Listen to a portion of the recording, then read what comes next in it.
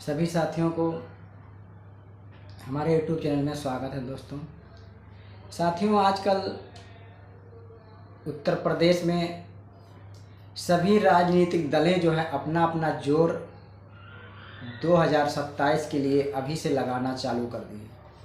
जैसे कि समाजवादी, भाजपा, कांग्रेस और बहुजन समाज पार्टी, 4 मुख्य पार्टियां यही हैं उत्तर प्रदेश में। तो ये लोग जो है अपना अपना ताकत अभी से झोंकना चालू कर दिए हैं जनता के बीच। तो साथियों, ये बात जो है बहुत महत्वपूर्ण है, इसलिए है क्या बहुजन समाज के लोग अपनी ताकत का अंदाज़ा लगा सकते हैं। बहुजन समाज के लोग क्या 2027 में अपना शासन सत्ता ला सकते हैं, ला पाते हैं, इसको ये देखना है। क्योंकि हर एक पार्टी को विश्वास है कि हम अपना सत्ता ला सकता हूँ। अखिलेश यादव को विश्वास है, बीजेपी वालों को विश्वास है, कांग्रेस वालों को विश्वास है, बहुजन समाज पार्टी वालों को विश्वास है। तो क्या बहुजन समाज पार्टी के जो समर्थक हैं, जो कार्यकर्ता हैं, जो बहुजन समाज पार्टी से आज 50 साल, 20 साल, 30 साल से जो जुड़े हैं, क्या वो अपना शासन सत्ता ला सकते हैं? तो लगभग ये माना जा रहा है कि 2027 में इस बार जो है बहुजन समाज पार्टी की ही लहर है। तो दोस्त, लहर होने से अंदाज़ा नहीं लगाया जा सकता जब तक बढ़िया तरीके से वोटिंग नहीं होगा। अगर बहुजन समाज जितना मर्जी वोटिंग बढ़िया वोट डाल दे, अगर मतलब सम्मान पूर्वक से गिनती और वोट डाली जाए और ईमानदारी से चुनाव कराया जाए, तब जाके सत्ता परिवर्तन हो सकता है। अगर चुनाव ईमानदारी से नहीं होता है और वोट बहुजन समाज पार्टी के कार्यकर्ता वोट डाल देते हैं, तब भी उनको जो है जीत नहीं मिल सकती। इसलिए कि जब आपके साथ ईमानदारी का चुनाव नहीं कराया जाएगा तो आप वोट मतलब डालने से और ना डालने से कोई फर्क नहीं पड़ता।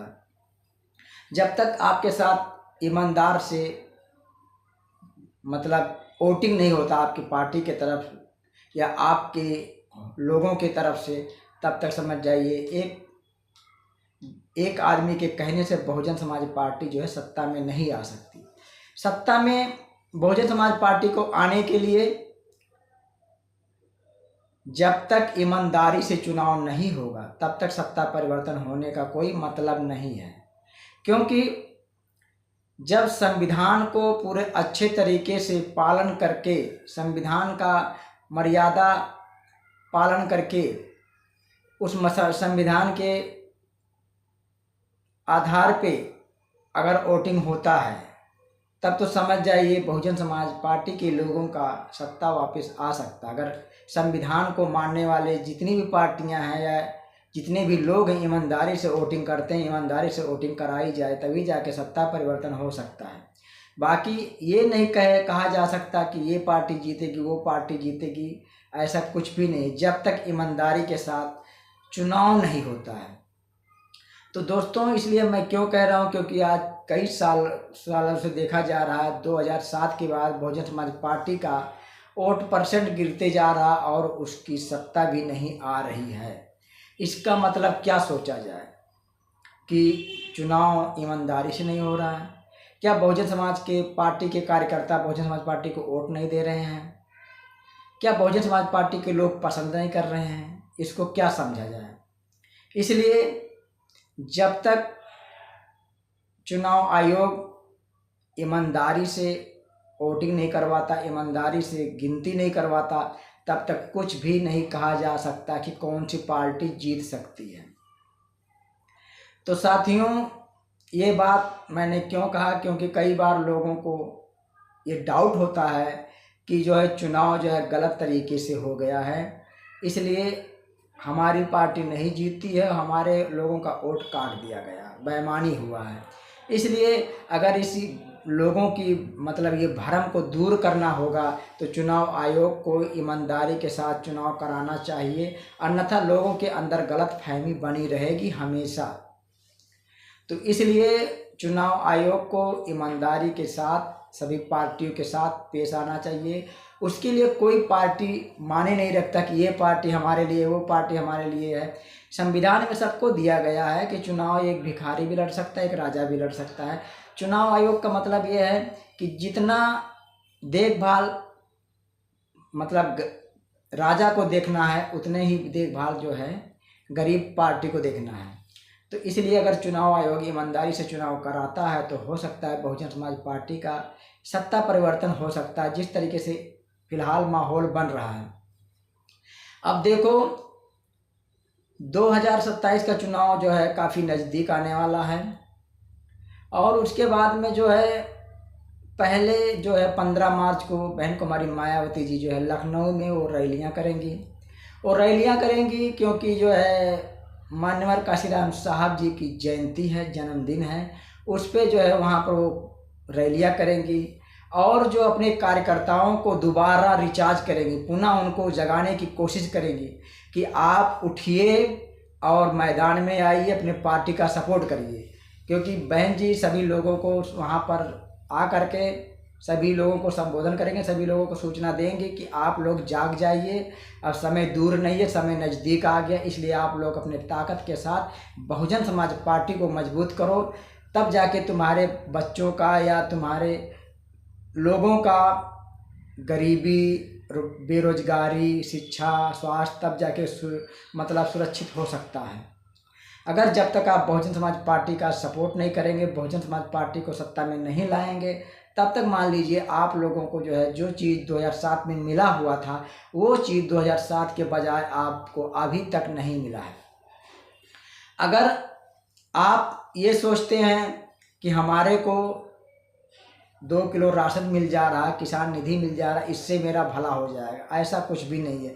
जब तक आप लोग अपने आप को उस लायक नहीं बना लोगे कि आपका लड़का या आप 20,000 25,000 महीना का कमा सको या आपकी कोई छोटी से छोटी सरकारी नौकरी मिल जाए या कोई रोजगार मिल जाए, तब जाके कहीं आपका कुछ काम हो सकता है। इस तरीके का बात जो है बहन कुमारी मायावती जी ने कई बार अपने इंटरव्यू में उन्होंने बताया है कि आप लोगों को अपना ताकत का अंदाज़ा लगाना चाहिए, अपने ताकत का इस्तेमाल करो कि आपका ताकत जो आपकी एक वोट है, आप एक वोट जिसको दे देंगे वो पार्टी जीत जाएगी। तो इस तरीके का ताकत का अपना अंदाज़ा लगाना, अपना ताकत दिखाना है, लड़ाई झगड़ा नहीं करनी, अपनी केवल एक वोट की ताकत दिखानी है।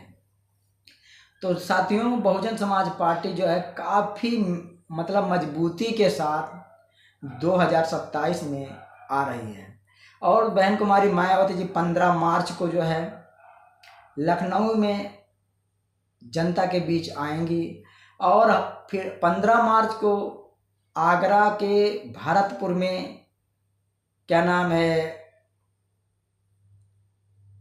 आकाश आनंद जी हो सकता है वहाँ पर आएंगे, क्योंकि आगरा में कहीं पर भरतपुर है। तो अगर ऐसा है तो वहाँ पर आकाश आनंद जी मान्यवर काशीराम साहब जी की जयंती के दिन वहाँ पहुँचेंगे और बहन कुमारी मायावती जी लखनऊ पहुँचेंगे। और हाल ही में एक बात और बता दूं, जो दूर के रहने वाले जैसे 250 किलोमीटर, 300 किलोमीटर, 400 किलोमीटर अगर उनको साधन नहीं मिल रहा है तो वो लोग अभी से साइकिल यात्रा निकाल रखे हैं, वो साइकिल से जो है लखनऊ पहुँच रहे हैं। तो देखिए बहुजन समाज के कार्यकर्ताओं में कितना उत्साह है कि वो जो है अभी से जो है वो क्या नाम है दिल्ली लखनऊ पहुंचने का पूरा प्रयास वो कर रहे हैं और पूरी मेहनत और लगन के साथ वो जो अपने घर से निकल चुके हैं। अब सोच लीजिए 300-400 किलोमीटर जो साइकिल चला के जाएगा तो सोच लीजिए उसके अंदर कितना बड़ा जज्बा होगा बहुजन समाज पार्टी को जिताने के लिए। तो बहुजन समाज पार्टी में इस तरीके के कार्यकर्ता हैं कि जो दिन रात मेहनत करके अपने खून और पसीने की जो एक कमाई होती उस कमाई को अपना किराया के रूप में किराया दे करके जाते, जिसके पास किराए की व्यवस्था नहीं होता वो साइकिल से जा रहा है, क्योंकि वो अपने जो है पार्टी को मजबूत करने के लिए वो काफ़ी दूर और काफ़ी संघर्ष करके लखनऊ पहुंचने का काम वो लोग कर रहे हैं। तो इसी तरीके से लोगों को चाहिए, पार्टी को मजबूत करना है तो अपना मेहनत और लगन पार्टी के पास समर्पित करना चाहिए। क्योंकि इतनी जितनी राजनीतिक दलें पार्टियां हैं, आप सभी पार्टियों को देखे होंगे, जितना एक्टिव बहुजन समाज पार्टी रहती है, मतलब बहुजन समाज के लोगों की तरफ, उतना एक्टिव कोई पार्टी नहीं रहती है। और बहुजन समाज पार्टी में एक खास बात और है कि बहुजन समाज पार्टी कभी हिंदू मुस्लिम की राजनीति नहीं करती है। बहुजन समाज पार्टी सभी वर्ग के लोगों को एक सम्मान देखने का काम करती है, सभी वर्ग को अधिकार देने का काम करती, इसलिए बहुजन समाज पार्टी सबसे अच्छी पार्टी मानी जाती है। ये नहीं कि हिंदू मुस्लिम करके आप क्या नाम है वोट लो, तो इसलिए और कभी जातवाद नहीं करती बहुजन समाज पार्टी। बहुजन समाज पार्टी सबको एक बराबर देखने का काम करती है साथियों।